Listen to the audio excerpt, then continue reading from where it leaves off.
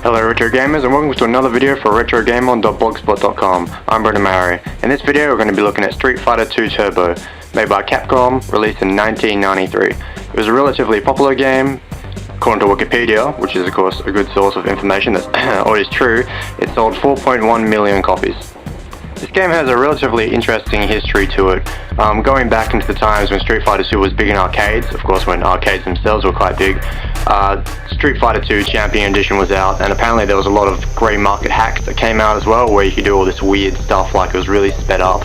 You could do all these other attacks, you can even change your character mid-game apparently, and while it was fun, it usually broke the balance of the game, because obviously they weren't legit, they were just grey market. I didn't even know there was a grey market for arcade machines, but I guess that just shows how much I know about arcades.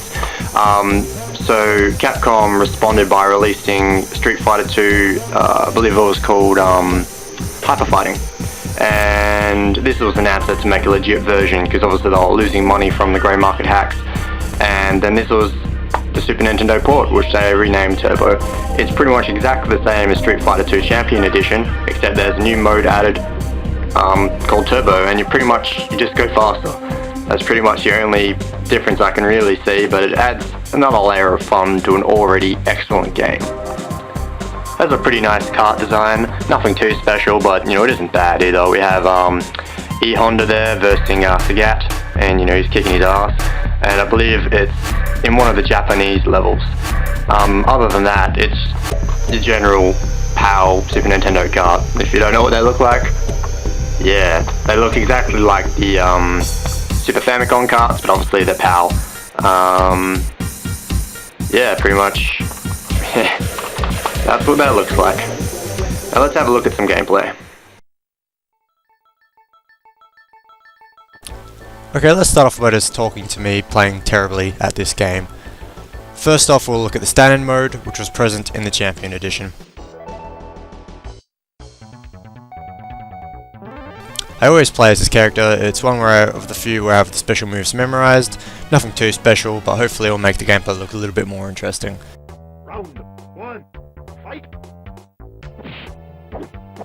First off, let you notice you can verse yourself. The only difference is that the clothes will change colour, but that's only so you know who is who. I find this quite a good idea, so there's none of those pointless fights over who gets to play who in the versus mode.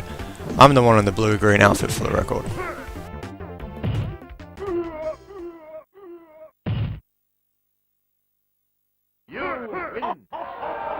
This game doesn't stray far away from what you'd expect from the Street Fighter franchise. There are 10 playable characters all up, with a few bosses that are unplayable.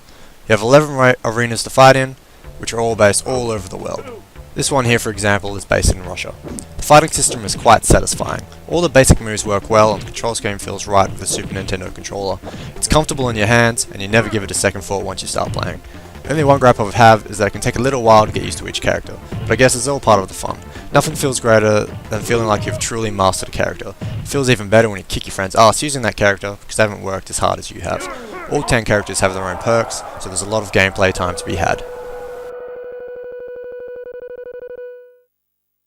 Round one, fight.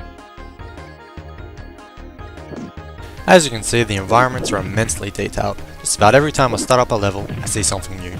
It's good that they went to the trouble of doing this, because it makes it a little bit more interesting to look at why you're getting annihilated. The characters are full of life, and the animations are quite smooth and flow well with slight pixelation. They recently brought out a HD version of the game for the PSN and XBLA, and apparently they updated the graphics to HD, but used the same animation. I saw some video of this game, and it just didn't look right. I'll play this any day of the week over the HD remix. You win.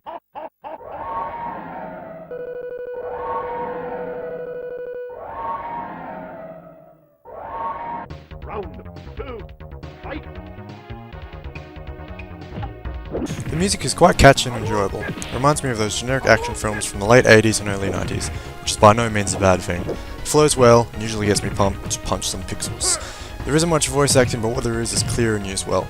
It's also used quite humorously. I just can't get enough of Zangief's victory laugh. You win.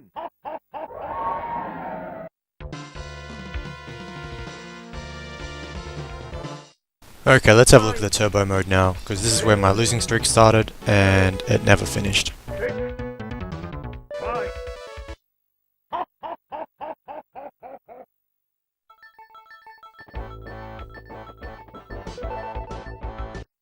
For the turbo mode, I decided to play as Chun-Li as her moves are on the other side of the spectrum to Zangief.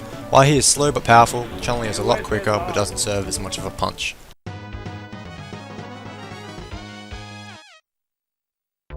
Round 2, fight! As you can see, the gameplay right off the bat is a lot quicker. You really need reflexes for this, but it is a lot of fun. After a while it does seem like a bit of a novelty though, and I always go back to the normal mode. It is fun for parties or whatever though, and is never forgotten. You win!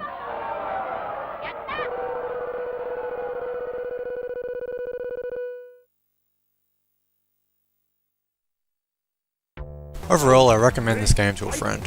While the turbo mode is a bit unnecessary, it doesn't do any harm. But if you already have Street Fighter 2 on Super Nintendo, I'll give it a miss unless you're an avid Street Fighter collector. This is Brendan Mahari signing off. Thanks for watching. Please check out my blog if you can. The URL should be fading into existence now. Catch you later.